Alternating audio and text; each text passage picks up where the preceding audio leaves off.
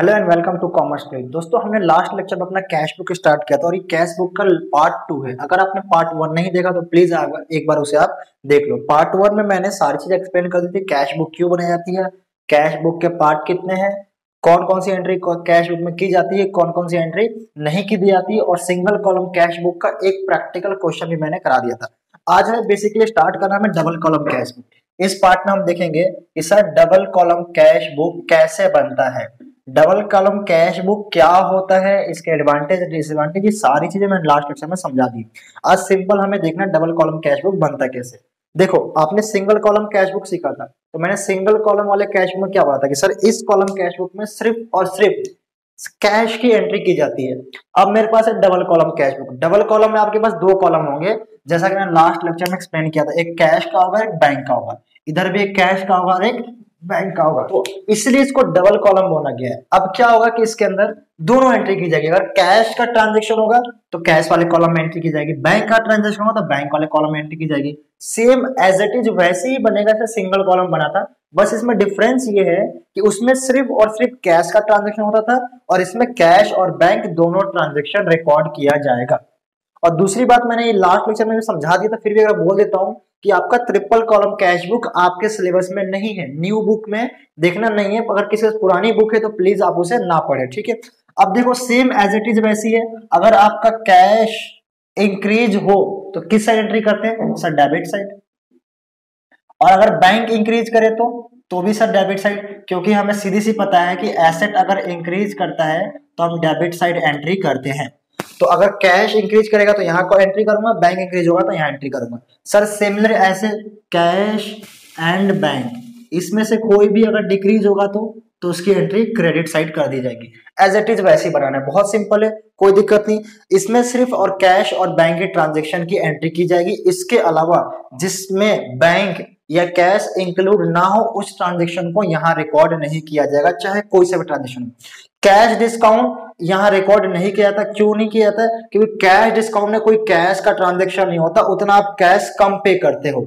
जैसे मान लो पेन 100 रुपए का है, आपने 90 का खरीदा, तो आपने कैश तो 90 का ही दिया ना, तो 90 रुपए की एंट्री होगी कैश अकाउंट में।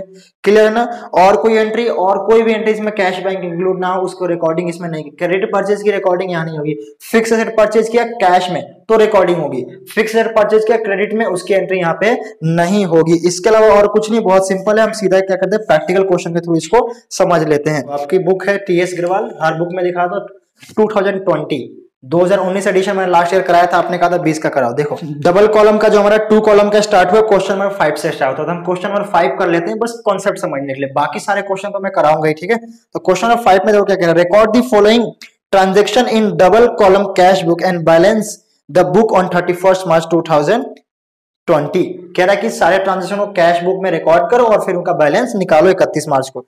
तो सबसे पहले दिया मेरे पास कैश इन हैंड और कैश एट बैंक। जो मेरे पास दिया होता है पहले से कुछ बैलेंस है, उसको हम बोलते हैं ओपनिंग बैलेंस।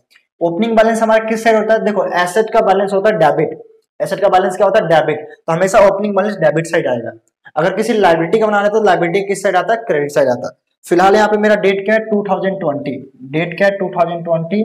और यहाँ पे फर्स्ट, और मैं यहाँ पे क्या लिखूंगा? टू बैलेंस डीडी, यानी ओपनिंग बैलेंस किसका? तो सर कैश का है 12,750। कैश और तो 12,750। सर इसमें आपने वाउचर नंबर नहीं बताया, यहाँ पे वाउचर नंबर और यहाँ पे आपने नहीं बनाया। मैंने लास्ट लेक्चर में समझा दिया था, बनाओ ना बनाओ कोई ज्यादा परेशानी उससे नहीं है, चल जाएगा, ठीक है। इसलिए मैं नहीं बना, चाहो तो बना सकते हो, कोई बड़ी बात नहीं है। नहीं भी बनाओगे तो भी चलेगा। अच्छा, उसके बाद मेरे पास क्या है सर? बैंक में 72,400। तो बैंक में कितना है? 72,400। उसके बाद क्या मेरे पास? उसके बाद लिखा रिसीव फ्रॉम आशा। कैश कितना रिसीव हुआ है? 1200। एंड चेक के द्वारा रिसीव हुआ कितना? 3200। और अलाउड डिस्काउंट 400। 400 रुपए का डिस्काउंट अलाउड किया। तो सर डिस्काउंट अलाउड किया, उससे कैश अकाउंट, कैश बुक का कोई लेना देना नहीं, हटाओ उसको। जो रिसीव हुआ है, कितना रिसीव हुआ है सर? कैश में रिसीव हुआ है, तो क्या लिखूंगा मैं?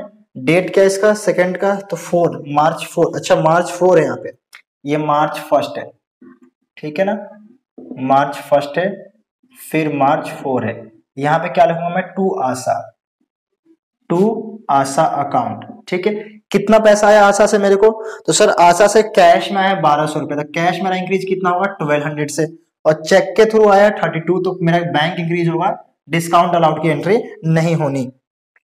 Paid salary to staff by cheque, मैंने सैलरी तो दिया स्टाफ को, किसके द्वारा दिया, चेक के द्वारा दिया, तो मेरा क्या हो जाएगा, पैसा जाएगा।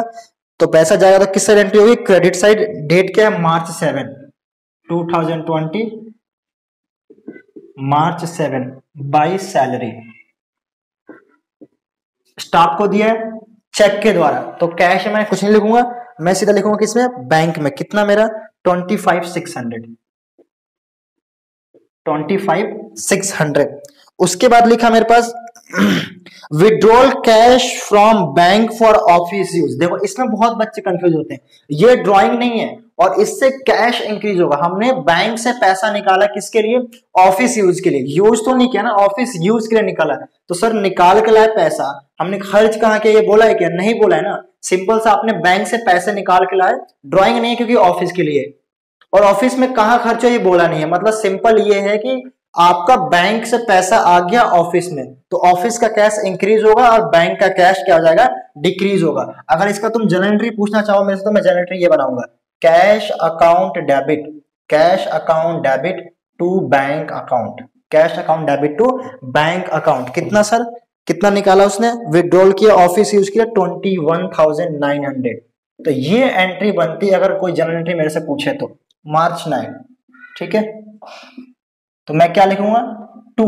अब देखो कैश इंक्रीज हो रहा है ना मेरा, यहाँ देखो कैश इंक्रीज हो रहा है किसकी वजह से, टू बैंक की वजह से, तो यहां आएगा टू बैंक अकाउंट, और यहां पे मैं ले दूंगा सी यानी कॉन्ट्रा एंट्री। कॉन्ट्रा एंट्री का मतलब ये होता है कि एक ही ट्रांजेक्शन जब दोनों अकाउंट को इफेक्ट करे, यानी देखो एक ही ट्रांजेक्शन कैश को इफेक्ट करे और बैंक को इफेक्ट करे, यहां से वहां और यहां से यहां, तो इसे हम बोलते हैं कॉन्ट्रा एंट्री, क्योंकि दोनों इसी में, कैश बुक में। सर ऐसे तो सेल और कैश भी कॉन्ट्रा एंट्री, क्योंकि सेल हो रहा है और कैश हो रहा है, ये भी कॉन्ट्रा, दो अकाउंट को इफेक्ट कर रहा है। भाई दो अकाउंट को इफेक्ट कर रहा है लेकिन दोनों अलग अलग है, सेल अकाउंट कहाँ और कैश अकाउंट कहाँ। मैं कह रहा हूँ इसी बुक में एंट्री होनी है, कैश का भी यही है और बैंक का भी यही है, तब कॉन्ट्रा बनती है, ठीक है ना। देखो तो ये मैंने एंट्री कर दी, अमाउंट कितना आएगा, अब अमाउंट में कितना कैश में लिखूंगा, कैश 21,900, क्योंकि मेरा कैश इंक्रीज हुआ है तो मैंने कैश में दिया। डेट क्या है 9 और किसकी वजह से ये। अब इस साइड एंट्री क्या होगी, तो इस साइड भी एंट्री होगी March 9 को, लेकिन इस साइड क्या लिखा जाएगा, by bank, sorry by cash, by cash account, और यहाँ पे क्या लिखा जाएगा, कॉन्ट्रा एंट्री, और इसमें किस एंट्री होगी, बैंक में। तो बैंक क्यों डिक्रीज हुआ है, सिंपल है, कोई दिक्कत नहीं है। मैंने बैंक को डिक्रीज कर दिया तो बैंक में क्रेडिट साइड, और कैश को इंक्रीज किया कैश में डेबिट साइड। कैश मेरा इंक्रीज क्यों हुआ है सर, बैंक की वजह से, तो लिखा टू बैंक। मेरा बैंक डिक्रीज क्यों हुआ है, कैश की वजह से, तो बाई कैश, क्या दिक्कत है, कॉन्ट्रा एंट्री हो गई, इससे कॉन्ट्रा एंट्री भी हम बोलते हैं, कई बार बोलो। उसके बाद मेरा लिखा है March 12, interest paid by bank on bank balance. Bank ने हमें इंटरेस्ट दे दिया, तो जब बैंक हमें इंटरेस्ट देता है तो हमारा क्या होता है, बैंक अकाउंट में पैसा ऑटोमेटिक क्रेडिट हो जाता है, यानी बैंक हमारा क्या हो जाएगा, इंक्रीज हो जाएगा। तो हम लिखते हैं, डेट क्या हमारा 12, March 12, March 12, ठीक है।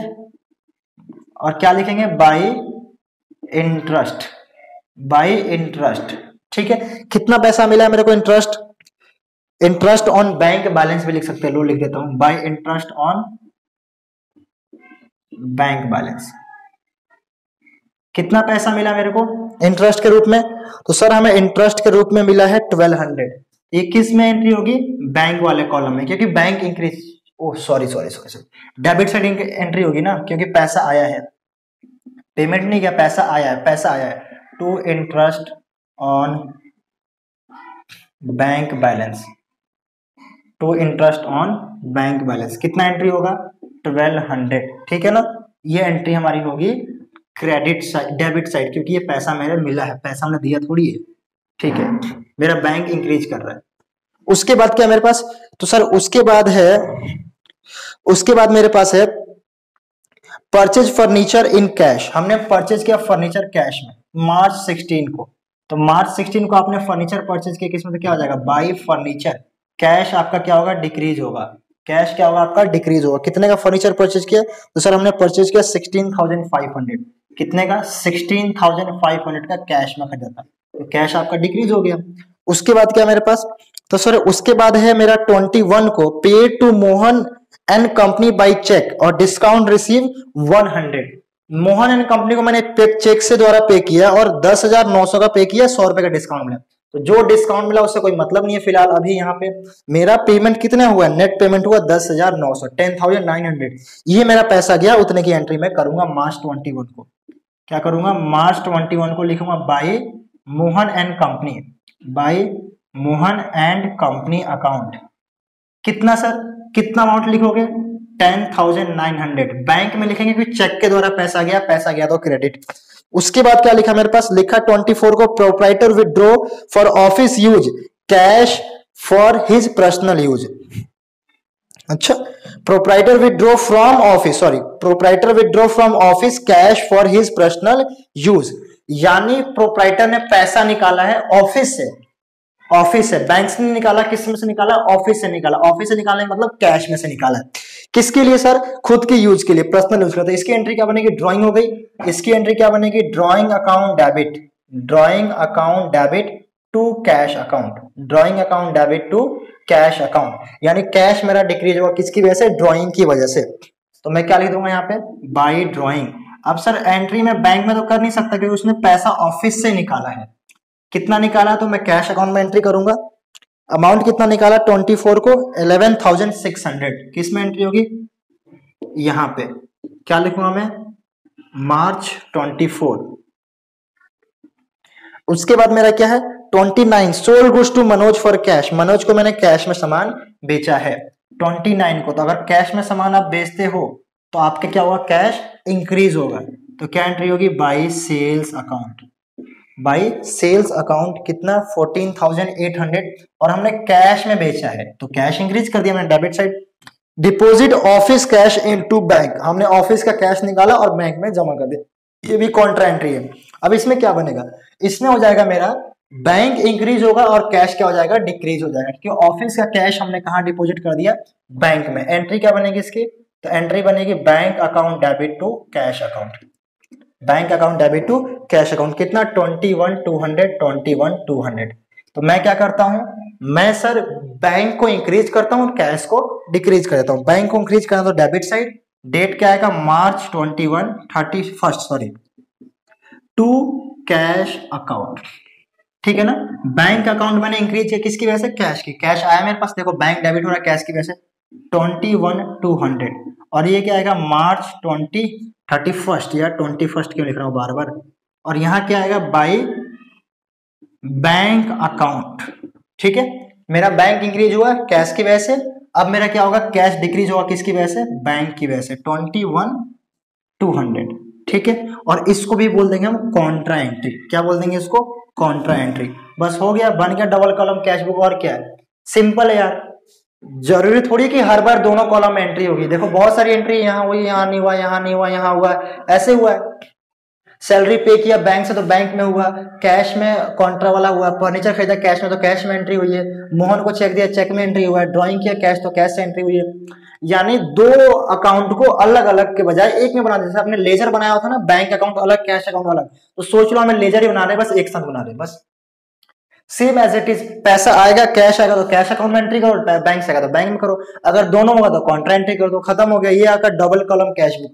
और बताओ, आपको बस जर्नल एंट्री आनी चाहिए, थोड़ा सा आपका बेसिक अकाउंटिंग स्ट्रांग होना चाहिए, चैप्टर 2 स्ट्रांग होना चाहिए, चैप्टर 5 स्ट्रांग होना चाहिए, और चैप्टर 6 और चैप्टर 8, मतलब जो बेसिक है। 6 वाले में एसेट, 2 में एसेट लायबिलिटी क्या है, बस वो तो सबको पता है। उसके बाद आपका अकाउंटिंग क्वेश्चन थोड़ा सा स्ट्रांग होना चाहिए, नहीं भी चलेगा।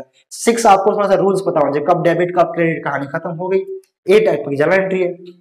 उसके बाद अगर ये सारे चैप्टर आते तो 9 कुछ नहीं है, 10 कुछ नहीं है, 11 भी कुछ नहीं है, 12 भी कुछ नहीं है, 13 तक कुछ नहीं है। अगर आपको चैप्टर 8 और चैप्टर 6 अच्छे से आता है, चैप्टर 2, 6 और 8, अगर ये 3 चैप्टर आते हैं तो उसके बाद 9, 10, 11, 12, 13 ये 4-5 चैप्टर बिल्कुल ही इजी है, बस ऐसे ही चलेंगे। तो आई होप आपको double entry double column cash book समझ में आ गया हो। बाकी क्वेश्चंस बहुत हैं, मैं करा दूंगा, बाकी आप लोग भी करते रहो। देखो मेरे साथ सिस्टम क्या है यार, टाइम की बहुत कमी है, थोड़ा सा टाइम बचता है तभी मैं कुछ कर पाता हूँ, ठीक है। तो आप लोग क्वेश्चन करो, वीडियो को ज्यादा शेयर कर सकते हो। अगर कुछ हमारे पास लाइक्स आएंगे, कमेंट आएंगे, तो हमें भी लगता है कि चलो यार ठीक है, जरूरत है करा दो। अदरवाइज लगता है कि यार कोई जरूरत ही नहीं, बहुत है वीडियोस यार, बहुत है लोग, इसलिए मैं भी सोचता हूँ छोड़ो क्या करना है। ठीक है, लेकिन फिर भी आपकी डिमांड में मैंने कहा चलो कुछ तो कराया। तो बहुत मैसेज आते हैं हमारे पास, टेलीग्राम पे बच्चों ने मैसेज किया है, उस पर इंस्टाग्राम पे मैसेज किया है, कुछ व्हाट्सअप बच्चों ने कर दिया है कि पहले के 1-2 वीडियो मैंने व्हाट्सअप नंबर बता दिया था। तो बहुत सारे बच्चों ने मैसेज किया सर स्टार्ट करो स्टार्ट करो, कमेंट भी कर रहे हो, तो मैंने कहा चलो स्टार्ट कर ही देते हैं। ठीक है, तो अब स्टार्ट किया तो कुछ इसका बेनिफिट लो, अच्छे से पढ़ो, हमें भी लगा कि हम पढ़ा रहे हैं तो कुछ उसकी वैल्यू है। जितना शेयर कर सो शेयर करो, चैनल को सब्सक्राइब जरूर करना। ये तो मैंने अभी बोल दिया, पहले इसको कंप्लीट तो करें। अच्छा जी, इसके बाद देखो अब हम क्या करेंगे, अब क्या करेंगे जैसे कैश बुक में किया था सिंगल वाले में, ऐसे डबल वाले में करना है। सिंपल दोनों साइड को क्या करना है, ऐड करना है। दोनों साइड को क्या करना है, ऐड करना है। जिधर ज्यादा आएगा उसको हम लिख देंगे। चलो कर लेते हैं इसको ऐड। कितना आएगा, इसका आएगा 12,12750। ठीक है, उसके बाद है 1200, उसके बाद है 21,900, उसके बाद है 14,800। कितना है, तो सर यहाँ पे मेरा आ रहा 5650। इसको ऐड करता हूँ, इसको कितना आ रहा है, तो ये आ रहा है 72,400। वैसे हमेशा ज्यादा इधर साइड ही आएगा, लेकिन मैं आपको दिखा देता हूँ। 72,400 प्लस 32, अगर उधर ज्यादा आया तो ओवरड्राफ्ट हो जाता है। ओवरड्राफ्ट समझाऊंगा आपको। 32, 1200, 21,200। ठीक है, इधर आई थिंक 98,000 हो रहा है। आप लोग भी इधर ऐड कर लेना। ठीक है, इधर आ रहा है। और यहाँ पे देखो वैसे भी इतना आना नहीं है, 50,000 तो इधर कैसे भी नहीं आएगा। 21, ये आएगा 30, और ये आएगा 46 के आसपास, ऐसे कुछ आ जाएगा। और ये कितना है, ये 40 कितना आएगा 50, और ये आएगा 60 के आसपास आएगा। मतलब ज्यादा इधर ही आ रहा है दोनों साइड। ठीक है, तो इसको हम कितना लिख देंगे, 50,650, तो लिख देंगे 98,000। ठीक है, तो यहाँ पे कितना लिखेंगे, जो ज्यादा है 58,650, और यहाँ पे 98,000। क्लियर ना। अब ये टोटल तो इतना आएगा नहीं, तो इसमें से इन सबको माइनस कर देंगे, जो बचेगा बैलेंस इसका निकलेगा। इसमें से इन सबको माइनस करेंगे, जो बचेगा बैलेंस इसका निकलेगा। और इसको हम क्या बोलेंगे, हम लिख देंगे महीने की आखिरी तारीख, मार्च 31, और क्या लिख देंगे, by balance CD, by balance CD। ठीक है ना। 98,000 में से मैं ये सारी चीजें माइनस करता हूँ, देखता हूँ कितना है। 25,600 माइनस 21,900 माइनस 10,900, तो ये आ रहा है 39,600। आंसर कितना है, 39,600 ही है। तो चलो इसका आंसर तो 39,600 आ गया। बैंक का, कैश का देख लेते हैं। तो सर कैश का है 5650 माइनस 6,500 माइनस 11,600 माइनस 21,200, तो 1350, 1350। ठीक है, लो हो गया कैश बुक। ये मेरा डबल कॉलम कैश बुक है। तो इस चैप्टर का हमने 2 कॉन्सेप्ट कर लिए। एक कॉन्सेप्ट और रह रहा है आपका, जिसे हम बोलते हैं पेटी कैश बुक। ठीक है, तो नेक्स्ट लेक्चर में पेटी कैश बुक करा दूंगा, उसके भी 1-2 क्वेश्चन मैं करा दूंगा। उसके अलावा इस चैप्टर में और कोई कॉन्सेप्ट नहीं है पेटी कैश बुक के अलावा। ठीक है ना। एक कॉन्सेप्ट है आपका ओवरड्राफ्ट का। देखो ओवरड्राफ्ट जो होता है ना, समझाया तुम थोड़ा समझ लो। एक कॉन्सेप्ट और है ओवरड्राफ्ट का। तो ओवरड्राफ्ट का मतलब क्या होता है, आपको पता होगा कि ओवरड्राफ्ट का मतलब ये होता है कि आपके पास जितने बैंक बैलेंस है उससे ज्यादा आपने विड्रॉल कर लिया। मेरे बैंक में 10,000 था, मैंने 11,000 रुपए निकाले, तो 1,000 का ओवरड्राफ्ट हो जाएगा। मतलब वो 1,000 रुपए मेरे लाइबिलिटी बन जाएगी, एक शॉर्ट टर्म लाइबिलिटी ओवरड्राफ्ट हो जाती है। अब ये जो फैसिलिटीज होती है ना बिजनेसमैन को करंट अकाउंट में दी जाती है, उनके लिमिट के ऊपर होती है। हमें नहीं मिलेगा, सेविंग अकाउंट में फैसिलिटी नहीं मिलती है। तो सर इस टॉपिक का क्या मतलब, इस मतलब ये है कि पहली बात तो कैश वाले कॉलम यानी सिंगल कॉलम कैश बुक बनाओगे तो वहां ओवरड्राफ्ट का तो कोई बात ही नहीं है। डबल कॉलम कैश बुक बनाओगे तो वहां पे हो सकता है कि जो बैंक कॉलम है ना, ये जो बैंक वाले कॉलम है, हो सकता है कि क्रेडिट साइड ज्यादा हो और डेबिट साइड पैसा कम हो। मतलब क्रेडिट तो पेमेंट साइड है ना, मतलब पेमेंट साइड ज्यादा हो और डेबिट एंड रिसिप्ट साइड कम हो। हो सकता है कि बैंक कॉलम में हमने बनाया, देखो ये है मेरा, ठीक है ना, ये मेरा डेबिट साइड है, आई होप आपको दिख रहा होगा, और ये मेरा क्रेडिट साइड है। ये कौन सा है, बैंक वाला है, बैंक बुक है ना, बैंक वाला है।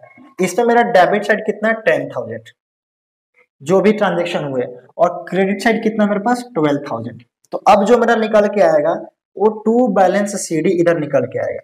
कितना निकल के आएगा, 2,000 रुपए। ये टू बैलेंस CD 2,000, जैसे यहाँ निकल के आया बाई बैलेंस CD 39,600, बट इसमें किधर निकल के आ रहा है, डेबिट साइड निकल के आ रहा है। तो इस चीज को हम बोलते हैं बैंक ओवरड्राफ्ट। ये शो करता है तुम्हें, बैंक ओवरड्राफ्ट को शो करता है, यानी क्लोजिंग बैलेंस 2,000 रुपए की लाइबिलिटी है, यानी जितना था उससे ज्यादा आपने पेमेंट कर दिया, तो आपके ऊपर क्या आ जाएगी, लाइबिलिटी आ जाएगी। तो कभी भी कैश बुक में डबल कॉलम वाले में डेबिट साइड अगर बैंक में डेबिट साइड बैंक में सीडी आ रहा है, मतलब यहाँ पे सीडी आ रहा है डेबिट साइड, तो ये जो बैलेंस आएगा उसको लिखेंगे तो टू बैलेंस सीडी, ये नहीं कह रहा कुछ और लिखेंगे, लेकिन उस चीज को बोलेंगे ओवरड्राफ्ट, यानी 2,000 रुपए क्या है, ये ओवरड्राफ्ट है। सर बैंक के अलावा कैश बुक में ऐसा पॉसिबल है क्या? नहीं, कैश बुक में ऐसा नहीं होता। अरे कैश बुक में कहां से होगा, जितना आपके पास होगा उतना ही पेमेंट करोगे, या तो जीरो आ जाएगा या एक्सेस नहीं होगा, बराबर हो जाएगा, उससे कम रहेगा। लेकिन बैंक वाले में आ सकता है। तो अगर बैंक वाले में बैलेंस इधर सीडी आ जाए तो उसको बोलना टू बैलेंस सीडी, यहां लिख देना। और वो पता क्या कह रहेगा, उसको हम बोलेंगे ओवरड्राफ्ट। कहीं कहीं क्वेश्चन में बोलता है कि ओवरड्राफ्ट निकालो, अब बोलते हैं ओवरड्राफ्ट क्या निकालेंगे, तो क्लोजिंग बैलेंस है, इसी को बोलते हैं, इसी को नॉर्मल प्रिपेयर करेंगे, जो आंसर आएगा डेबिट साइड उसको बोल देंगे ओवरड्राफ्ट, ठीक है ना, उसको हम बोलते हैं बैंक ओवरड्राफ्ट। तो आई होप आपको ये बातें समझ में आ गई हो। अच्छा, दूसरी बात क्या होता है, एक चीज और, जैसे इसका ओपनिंग बैलेंस होता है, to balance BD opening balance है ना 70 to 400, ऐसे भी हो सकता है कि सर ओपनिंग बैलेंस ही ओवरड्राफ्ट हो।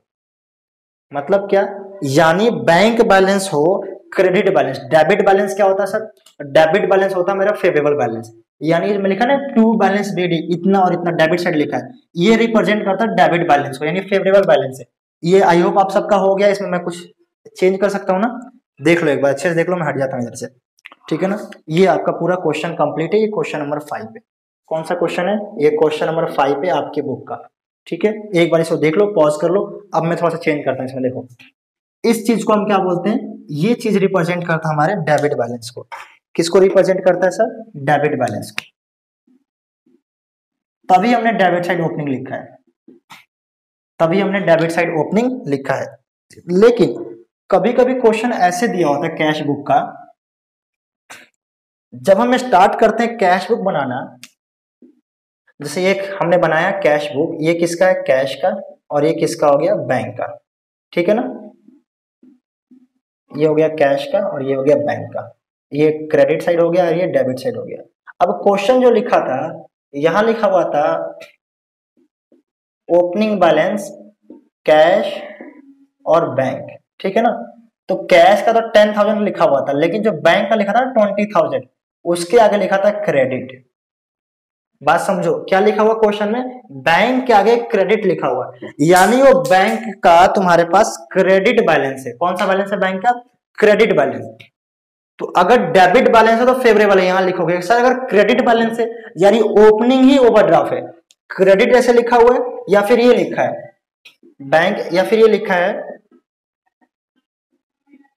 बैंक ओवरड्राफ्ट 20,000 1 अप्रैल को, यानी ओपनिंग को ही लिखा है, ठीक है ना। बैंक ओवरड्राफ्ट 20,000 या बैंक बैलेंस 20,000 और लिखा ब्रैकेट में क्रेडिट। अगर 1 तारीख को ऐसी कोई एंट्री दी हुई है, मैंने अभी जो क्वेश्चन किया वहां लिखा था बैंक नॉर्मल लिखा हुआ था, तो मैंने उसको ओपनिंग बैलेंस मान के लिख दिया, डेबिट नहीं लिखा हुआ था, नॉर्मल लिखा था, कुछ नहीं लिखा था, डेबिट बैलेंस नहीं मानेंगे, क्योंकि कैश और बैंक दोनों एसेट, एसेट का डेबिट बैलेंस लिखा होता है। लेकिन कुछ नहीं लिखा तो डेबिट मानेंगे। लेकिन सर अगर क्रेडिट लिखा हुआ है तो इसका मतलब वो ओवरड्राफ्ट बैलेंस है। यानी सर कैसे, यार जब इस साल ओवरड्राफ्ट होता है, ये क्लोजिंग बैलेंस अगर ओवरड्राफ्ट आता है यहाँ पे, तो नेक्स्ट ईयर या अगले महीने वही तो ओपनिंग बनता है, तो ओपनिंग ओवरड्राफ्ट होता कि नहीं होता। तो अगर ओपनिंग ओवरड्राफ्ट दिया हुआ है तो हम इस साइड लिख देंगे बाई बैलेंस बीडी, यहाँ पे बैंक में एंट्री कर देंगे। मतलब ऑलरेडी इतना ओवरड्राफ्ट था, उसका और पेमेंट जो होगा कर देंगे, और यहाँ पे जो रिसीट होगा रिसीट कर देंगे। यानी क्रेडिट बैलेंस होगा तो हम बीडी इधर लिख दूंगा, मैं क्रेडिट साइड लिख दूंगा, और डेबिट बैलेंस होगा तो उसको डेबिट साइड। डेबिट बैलेंस होगा उसको लिखने की जरूरत नहीं है, सबको पता है कि एसेट का बैलेंस डेबिट ही होता है, और लिखा हुआ तो अच्छी बात है, नहीं लिखा तो भी अच्छी बात है, क्रेडिट लिखा हुआ तो ही इधर जाएगा। आई होप ठीक है। बैंक ओवरड्राफ्ट ओपनिंग लिखा तो भी उधर ही जाएगा, ठीक है। सारी चीज समझ में आ गई। तो ओवरड्राफ्ट में बस यही है, बाकी एंट्री सेम करनी, ओपनिंग बैलेंस में लिख दूंगा, बाकी एज इट इज जो मैंने किया वैसे करूंगा, ठीक है ना। कोई दिक्कत है क्या?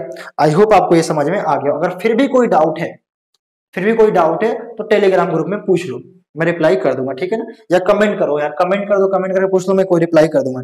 Thank you so much. मैं मिलता हूं आपसे नेक्स्ट वीडियो में। अगली वीडियो में हम लोग करेंगे अपना पेटी कैश बुक, जो लास्ट टॉपिक है इस चैप्टर का। पेटी कैश बुक 2 टाइप के बनते हैं, 2 टाइप के देख लेंगे, और फिर एक एक क्वेश्चन भी कर लेंगे, और ये टॉपिक और ये चैप्टर दोनों हमारा खत्म